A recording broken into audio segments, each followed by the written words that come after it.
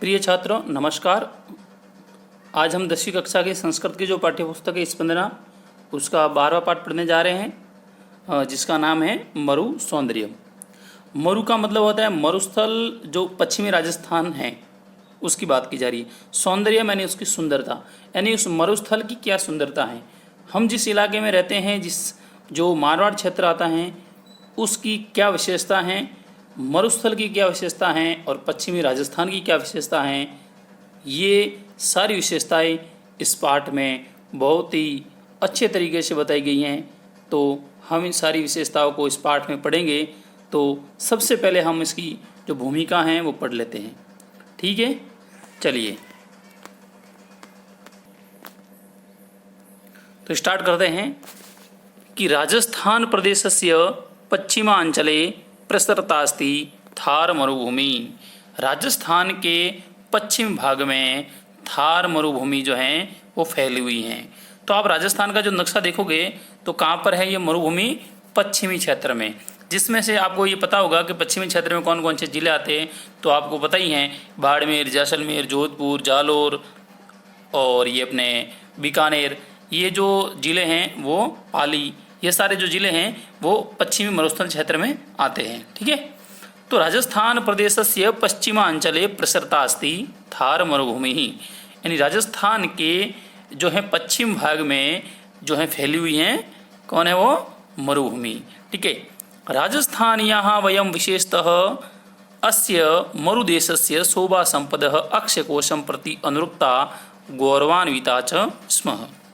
हम राजस्थानी लोग, राजस्थान यहाँ वयम यानी हम राजस्थानी लोग विशेषतः यानी विशेष रूप से अस्य मरुदेश से शोभा संपदा यानी इस मरु प्रदेश की शोभा और संपदा, अक्षय कोश यानी खजाना, यहाँ पर विभिन्न प्रकार के खजाने निकलते हैं। जैसे आपने अभी देखा होगा बाड़मेर में रिफाइनरी लगी हुई है, तो इस तरीके से यहाँ पर बहुत सारे जो हैं इस जमीन में बहुत सारे अक्षय खोज यानी खजाने हैं, ठीक है। प्रति अनुरुक्ता गौरवान्विता स्म, यानी हम राजस्थानी लोग विशेष रूप से इस मरुभूमि या मरु प्रदेश की शोभा संपदा और अक्षय कोश यानी खजानों के प्रति अनुरक्त और गौरवान्वित हैं, यानी गौरवपूर्ण महसूस करते हैं। न केवलम वयम अपितु मरु महिम्ना आकृष्टाः देशाटन रुचयः वैदेशिका अपि मरु सौंदर्य दर्शनम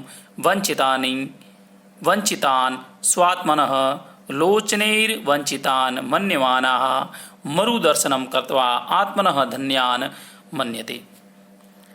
न केवलम वयम अपितु, यानी न केवल हम ही नहीं, मरु महिम्ना आकृष्टा देशाटन रुचय वैदेशिका अपि मरु सौंदर्य दर्शन वंचितान, यानी मरुभूमि की जो है महिमा से आकर्षित घूमने आए, यानी देशाटन, अटन यानी घूमना होता है, यानी अपने देश में घूमने आए या घूमने में रुचि रखने वाले विदेशी लोग भी मरु की सुंदरता यानी मरुस्थल की सुंदरता के दर्शन से वंचित, स्वात्मन लोचनेर वंचितान मन्यमाना मरु दर्शनम कृत्वा आत्मन धन्य मानते, यानी जो घूमने आए लोग वो भी मरु प्रदेश की सुंदरता के दर्शन से वंचित, अपनी आंखों से वंचित मानते हुए मरु दर्शन करके अपने आप को धन्य मानते।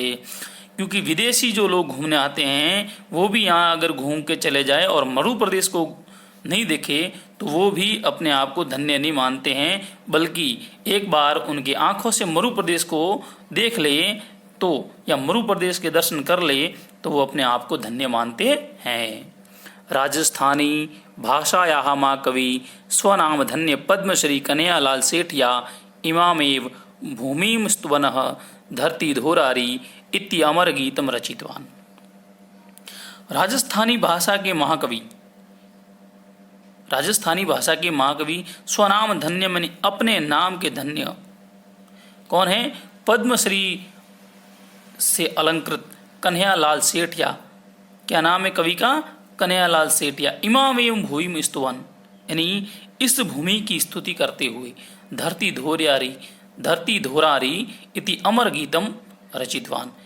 राजस्थान के जो प्रसिद्ध कवि हैं, पद्मश्री से सम्मानित हैं कन्हैयालाल सेठिया जी ने इस भूमि का जो है गान करते हुए, स्तुति गान करते हुए एक अमर गीत लिखा था जिसका नाम क्या है, धरती धुरारी। तो आपने सुना होगा ये धरती धुरारी गीत, ये पहले हर किताबों में चलता था, आज भी ये चलता है। तो मैं उसकी 2 लाइनें गाकर सुनाता हूँ, आपको याद आ जाएगा ये कौन सा गीत है। धरती धुरारी, धरती धुरारी, धरती धुरारी, आ तो सुर गाने शरमावे, ई पर देव रमण ने आवे, ईरो जस नर नारी गावे, धरती धुरारी, धरती धुरारी। इस तरीके का आपने कभी गाना सुना हो तो वो जो रचना है वो कन्हैयालाल सेठिया जी ने लिखी थी। आधुनिकः संस्कृत कवयोपि स्वकाव्येषु मरुभूमिं गौरवगानं कृतवन्तः। यानी आधुनिक संस्कृत कवियों ने भी अपने काव्य में मरुभूमि का यानी मरुस्थल प्रदेश का उसकी गौरव को उन्होंने गाया है। प्रस्तुते पाठे कतिपये सरले श्लोके मरुभूमे अपूर्व सौंदर्यस्य यथावश्च चित्ताकर्षकं च चारुचित्रं प्रस्तूयते। यानी इस पाठ में भी कुछ सरल श्लोकों के माध्यम से मरुभूमि के अपूर्व सौंदर्य को चित्राकर्षक यानी चित्र के समान और सुंदर चित्र प्रस्तुत किया गया है। तो इस पाठ में हम श्लोकों के माध्यम से जो है मरुभूमि की जो है सुंदरता को पढ़ेंगे। चलिए, इसकी भूमिका पढ़ने के बाद में हम उसका एक एक श्लोक का अर्थ बताएंगे और उसका भावार्थ बताते हुए जाएंगे। ठीक है, तो मरु सौंदर्य, हाँ, इन सभी श्लोकों को अगर एक साथ आप गाना चाहते हो, इनकी राग क्या है, लय क्या है, लय और राग के साथ अगर आप गाना चाहते हो तो ऊपर देखिएगा, आप आई बटन में उसका लिंक दे रखा है, वहाँ जाके आप उसको देख सकते हो, या फिर मेरे डिस्क्रिप्शन जो बॉक्स है उसके अंदर मैंने इसका वीडियो का जो है लिंक दे रखा है, वहाँ जाके आप देख सकते हैं। चलिए, पहला श्लोक। शरीर विज्ञान विचक्षणेन प्रशंसितोऽयं चरकेश्वरेण, स्नेहार्द भावैकरशैर्विशिष्ट शुष्कोऽपि नित्यं सरससदेश।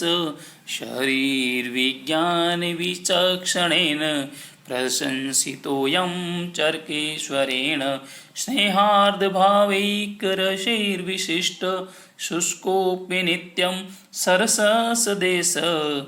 चलिए, इसका अर्थ करते हैं। शरीर विज्ञान विचक्षणेन, शरीर विज्ञान यानी जो शरीर, उस समय के जो शरीर विज्ञान के जो विचक्षण जो व्यक्ति थे वो कौन थे? आचार्य चरक। ठीक है, जिनकी पुस्तक का नाम है चरक संहिता। ठीक है, तो शरीर विज्ञान विचक्षणेन यानी शरीर विज्ञान के विशेषज्ञ चरकेश्वरेण प्रशंसित यानी आचार्य चरक के द्वारा प्रशंसित हैं। सह अयम देश, यह वह देश है। शुष्क अपि यानी सूखा होते हुए भी। स्नेहार्द भाव रसैर वशिष्ठ नित्यम सरह यानी वो सूखा होते हुए भी स्नेह और स्नेह देने वाला है प्रेम के कारण, और सरस यानी आनंद में है, रस प्रदान करने वाला है। कौन सा देश है ऐसा? वो है मरु प्रदेश। दूसरा श्लोक। मरुः सुवर्णो नह्येन दृष्ट, किं तेन दृष्टं कुसीत् सुदृश्यं, स्फुटं मरौ भान्ति सुमेरुशृङ्गा, शीलासु कृष्णासु नहिते हि मृग्या। इसका अर्थ ये है कि मरु सुवर्णो नहीं ये न दृष्ट यानी सुवर्ण मरु, सुवर्ण यानी सोने के जैसा। सुवर्ण, अब सोने के जैसा क्यों बताया गया है? क्योंकि यहाँ जो पीली रेत है, पीली मिट्टी है, वो जब तेज धूप पड़ती है तो दूर से ऐसा दिखता है जैसे सोने की परत बिछा दी गई हो, इसीलिए इसको सुवर्ण मरु यानी ये जो सोने के जैसा मरु देश। नहीं दृष्ट, ये न नहीं दृष्ट यानी जिन्होंने नहीं देखा है। कोचित सुदृश्यम किम दृष्टम, अगर इस सोने के जैसा मरु प्रदेश अगर किसी ने नहीं देखा है तो फिर उसने सुंदर दृश्य जो है कहाँ देखा है, मनोरम दृश्य जो है कहाँ देखा है। सुमेरु श्रृंगा मरो स्फुटम भांति यानी सुमेरु पर्वत की चोटियों के समान मरुस्थल में स्फुटम भांति यानी एकदम स्पष्ट शोभा देती है। जो यहाँ जो जो जो धूल यानी जो मिट्टी, पीली मिट्टी के जो टीले बने हुए हैं, ठीक है, सुमेरु पर्वत के चोटियों के समान मरुस्थल में स्पष्ट शोभा देते हुए, है ना, ठीक है। फिर एक कृष्णाशु शीलाशु ते नहीं मृग्या, यानी यहाँ जो आनंद उस पीले रेत के टीलों को देखने में है वो कृष्णाशु यानी इन काले, शिलाशु यानी पत्थरों में नहीं देखा जा सकता, यानी खोजने योग्य नहीं है। कहने का मतलब यह है कि जो सुंदरता यहाँ के रेत के, पीली रेत के टीलों को देखने में है, वो सुंदरता किसी भी पर्वत के काले पत्थरों को देखने में नहीं है। तीसरा श्लोक सुनते हैं। रम्ये क्वचित सैकत्व प्रसानो सुकोमले भास्वति हेमवर्णे प्रातः प्रदोषे च सुखस्थितानां केषां न चेतांसि विकासवन्ति। क्वचित रम्येषु कोमले भास्वति हेमवर्णे, यानी क्वचित यानी कहीं, रम्य यानी रम्य यानी रमणीय, सुकोमल यानी कोमल, भास्वती यानी चमकती हुई, हेमवर्णे यानी सोने के समान, हेम यानी सोना, वर्ण यानी कलर, सोने, सेकत यानी मिट्टी, व प्रसानो प्रातः प्रदोष, यानी कहीं रमणीय कोमल चमकती हुई सुनहरे रंग की बालू के टीले की चोटी पर, प्रातः प्रदोषे च सुख स्थितान नाम केसाम चेतांसी विकासवंती, यानी कि यहाँ रमणीय कोमल चमकती हुई सुनहरी रंग की बालू मिट्टी के टीले की चोटी पर रात्रि काल में सुखपूर्वक बैठे किन के मन में विकसित नहीं होंगे, यानी किन के मन विकसित नहीं होंगे, अर्थात सबके मन प्रफुल्लित होते हैं। कहने का मतलब यह है कि यहाँ पर रात को इतनी ठंडी पवन चलती है तो उस पीली मिट्टी के सोने के समान टीलों पर बैठे हुए किनका मन प्रफुल्लित नहीं होगा, अर्थात जो भी वहां जाके बैठता है उनका सबका मन प्रफुल्लित होता है। चलिए आगे चौथा श्लोक।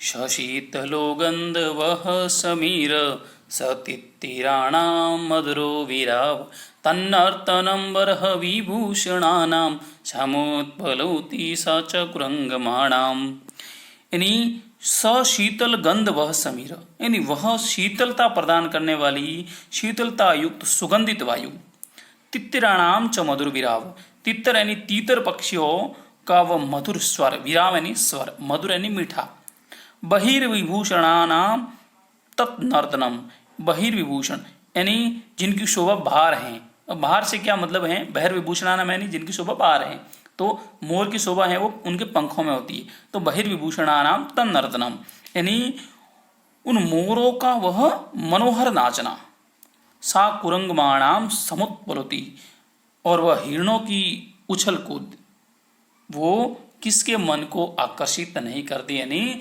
सबके मन को आकर्षित करती हैं। अभी हम 5वां श्लोक पढ़ेंगे ये, ठीक है। ते तुंदिला स्वादुरसा कलिंग सा शारदी चंचल चंद्रिका च स्फुरति स्फुरन्ति स्फुरगावलेषु क्रमेल कानाम गतयश्च तास्ता। इसका अर्थ है ते तुंदिला स्वादुरसा, यानी ते यानी वे, तुंदिला यानी मोटे मोटे, स्वादुरसा यानी स्वादिष्ट रस युक्त, कलिंगा यानी मतीरे। आपको ये ध्यान रखना, कलिंगा ये जो अपन मारवाड़ी में बोलते हैं, जिसको मुझे यहाँ हमारे यहाँ मारवाड़ी इसको कालिंगा बोलते हैं, क्या बोलते हैं, कालिंगा, और ये ही संस्कृत में इसको कलिंगा बोलते हैं, ठीक है, और हिंदी में इसको क्या बोलते हैं, मतीरा, ठीक है। तो वे मोटे मोटे स्वादिष्ट रस वाले मतीरे। साच शारदी चंचल चंद्रिका, और वह शारदी यानी शरद ऋतु की, चंचल चंद्रिका यानी चंचल चांदनी, स्फुर्गा अवलीशु यानी पक्षियों की वह फड़कती, स्फुरंती स्फूर्ति यानी वह वलीशु यानी जो है लाइन, ठीक है, और स्फुर्गा यानी पक्षियों में वह फड़कती फुदकती फुर्ती और क्रमेलकानाम च तातागतयः। क्रमेलक यानी ऊँटों की वह तेज गतियाँ किसके मन को आकर्षित नहीं करती, यानी सबके मन को आकर्षित करती हैं। आई बात समझ में? चलिए इसका जो है अभी छठा श्लोक है, बोलते हैं, ठीक है। वर्षागमे चारु मरुं विहाय वान्यत्र कस्यापि रमेत चित्तम सर्षु वर्षा समेऽपि यस्मिन् शर्त प्रसन्न चलिल सकास्ति। वर्षागमे यानी वर्षा के आगमन पर, चारु मरु विहाय यानी वर्षा होने पर सुंदर, चारु यानी सुंदर, मरु यानी मरु प्रदेश, विहाय यानी छोड़कर, अन्यत्र यानी कहाँ पर, दूसरी जगह, क्व यानी क्यों, कस्यापि यानी कैसे, चित्तम रमेत यानी चित्त रमता है यानी आनंदित होता है। यानी वर्षा होने पर सुंदर मरु प्रदेश को छोड़कर और कहीं भी मन नहीं रमता है, यानी मन नहीं लगता है। यस्मिन मरो यानी जिस मरु प्रदेश में, वर्षा समय भी सरसु शरद प्रसन्नम सलिल चकास्ति, यानी मरु प्रदेश में वर्षा काल में भी शरद ऋतु की तरह तालाबों में अति निर्मल शोभा देता है। चलिए आगे है श्लोक अपना 7वां। गाव प्रसन्ना मरुजा प्रसन्ना देवा प्रसन्ना व्रतदान यज्ञे किम नाम तद्यन्न मरो स्मृदम विद्या समृद्धो भवता विधेय। अब ये लास्ट अपने लिए श्लोक है। क्या है कि मरु प्रदेश में, मरु यानी मरु प्रदेश में गावः प्रसन्ना यानी गाय खुश है, मनुजा यानी मनुष्य, प्रसन्ना यानी मनुष्य जो है वो भी खुश है। व्रतदान यज्ञ च देवा प्रसन्ना, व्रतदान व यज्ञ करने से देवता भी प्रसन्न है। यहाँ पर देवताओं को मानने वाले लोग ज़्यादा रहते हैं। किम नाम तत् यत मरो न समृद्धम, वह क्या है जो मरु प्रदेश में समृद्ध नहीं है। भवताम विद्या समृद्धो विधेय, वो एक ही है, मरु प्रदेश में थोड़ी शिक्षा की कमी है। तो क्या बोला है अपने लिए?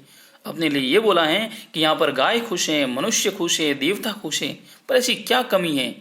कोई कमी नहीं है। बस ये है कि आप लोग, आप सभी जो स्टूडेंट पढ़ रहे हैं उनके लिए बात है, अर्थात सभी गुणों से सर्वसंपन्न यहाँ सारा मरु प्रदेश है। मगर बस अब आप, हमारा ये धर्म है कि आपको क्या करना है, विद्या संपन्न करना है। लिखा है लास्ट में, विद्या समृद्धो भवता विधेय, यानी आप भी एक बार विद्या से समृद्ध हो जाओ तो फिर यहाँ किसी चीज की कोई कमी नहीं रहेगी। अपना जो लास्ट श्लोक है वो ये रहता है, मानम मनीषिता मैत्री मरुदूष्णम मरीचिका मृगाः मूर्धनि मनुष्याणाम उष्णीशम प्रमुखम वरो। ये कह रहा है कि मानम मनीषिता मैत्री यानी मान, सम्मान, विद्वता या विचारशीलता, मित्रता, मरुत, उष्णम मरुत यानी गर्म हवा, मरीचिका मृगा यानी मृगों की जो है क्या कहते हैं, मृग तृष्णा। मृग तृष्णा शब्द जो है वो मैं आपको बताऊंगा अभी। मृग तृष्णा, मूर्धनि उष्णिशः यानी सभी मनुष्यों के सिर पर पगड़ी, प्रमुख मरो प्रमुखम यानी ये मरु प्रदेश की प्रमुख विशेषता है। क्या है कि यहाँ के लोग मानी हैं, यहाँ के लोग विद्वान हैं, विचारशील हैं, मित्रता यानी दोस्ती रखने वाले हैं, और यहाँ की गर्म हवाएं और यहाँ की मृग तृष्णा और लोगों के सिर पर पगड़ी रखना, यही यहाँ की प्रमुख विशेषता है। और मृग तृष्णा का मतलब होता है कि मृग तृष्णा, मृग यानी हिरण, तृष्णा यानी जो हिरण की प्यास। ये बात समझ में? तो क्या होता है कि जो हिरण है वो इस मरुस्थल में, इस रेगिस्तान में घूमता है, ठीक है। तो वो जहाँ भी दूर दूर तक देखता है ना, तो रेत के टीले ऐसे दिखाई देते हैं जैसे तालाब हो और वहाँ पर पानी भरा हुआ हो। तो वो मृग क्या करता है, दूर दूर तक दौड़ता रहता है और वहाँ पर जो है उस जहाँ पर उसको जल दिखता है, जहाँ पर तालाब टाइप में कुछ भी दिखता है, वो वास्तविक होता नहीं है, वो एक परछाई रूप में दिखाई देती है ज़्यादा दूर होने की वजह से। तो वहाँ पर क्या है, हिरण है, वो उसके पास पहुँचता है, वहाँ जाता है तो कोई और दिखता है वो, और उसके बाद जाता है तो कोई और दूर दूर तक दिखता रहता है, और हिरण भागता भागता वहीं मर जाता है, और वही है मृग तृष्णा। तो मित्रों और प्यारे छात्रों, अगर ये पाठ आपको अच्छा लगा है तो इसको लाइक, शेयर एंड कमेंट करें, और मेरे YouTube channel Praveen RJ Sodha को सब्सक्राइब करें। धन्यवाद।